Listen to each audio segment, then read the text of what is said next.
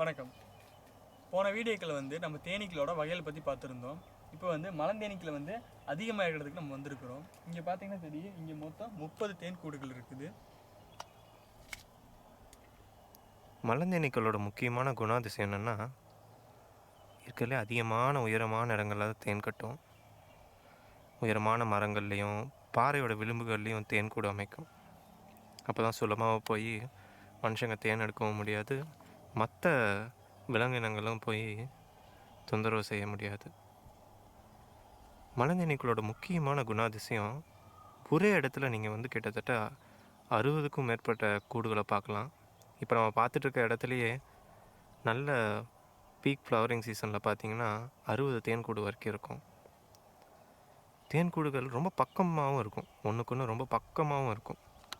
பார்த்திங்கன்னா இந்த மாதிரி இந்த பொந்துகளில் ஒன்றுக்கு பக்கமாகவும் கூடு அமைக்கும். தேனீ வகைகள்லேயே மலந்தேனி தான் பெருசு. மலந்தேன் கூடும் ரொம்ப பெருசு.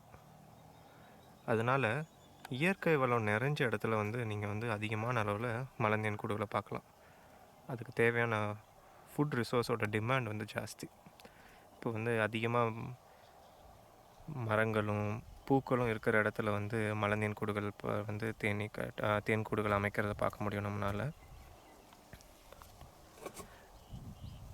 இப்போ ஃபுட் டிமாண்ட் அதிகமாக இருக்கிறதுனால அதோட ஃபோரேஜிங் ரேஞ்சும் அதிகம். அது போய் மலர் தேனையும் மகரந்தத்தையும் சேகரிச்சுட்டு வர தூரமும் அதிகம்.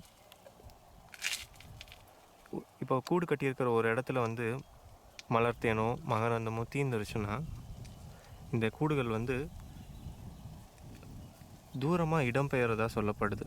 எப்படி பறவைகளும் பட்டாம்பூச்சிகளும் தட்டான்களும் தூரமாக இடம்பெயர்தோ, அதே மாதிரி மலந்தேன் கூடுகளும் மற்ற விலங்குகள் அளவுக்கு தூரமாக போகலினாலும் இருக்கிற இடத்துலேருந்து அடுத்த அதிகமான அளவில் உணவுப் பொருள் கிடைக்கிற இடத்துக்கு இடம்பெயர்றதா சொல்லப்படுது. ஆனால் அதுக்கு இன்னும் ஆராய்ச்சிகள் தேவைப்படுது. மலந்தேனிகள் ரொம்ப ஆச்சரியமான உயிரினங்கள் தான். இந்த கூடுகள் பார்த்திங்கன்னா இவ்வளோ பக்கத்தில் இருந்தாலும் ஒரு தேன்கூட்டிலேருந்து இன்னொரு தேன்கூட்டுக்கு வேலைக்கார தேனீக்கள் போக முடியாது. அது கெமிக்கல் சிக்னல்ஸ் இருக்குது. அந்த சிக்னல்ஸ் மூலமாக தான் அந்த ஒவ்வொரு காலனிக்கும் ஒரு ஐடென்டிட்டி இருக்கும்.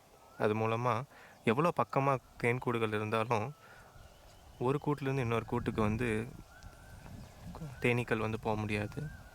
இந்த மாதிரி தேனீக்களில் நிறைய ஆச்சரியமான தகவல்கள் இருக்குது தேனீக்கள் பற்றி.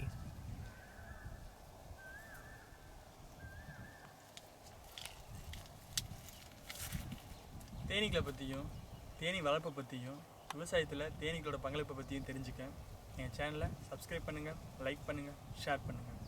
நாங்கள் போகிற வீடியோக்களை மிஸ் பண்ணாமல் பார்க்க பெல் ஐக்கானை ப்ரெஸ் பண்ணுங்கள். நன்றி.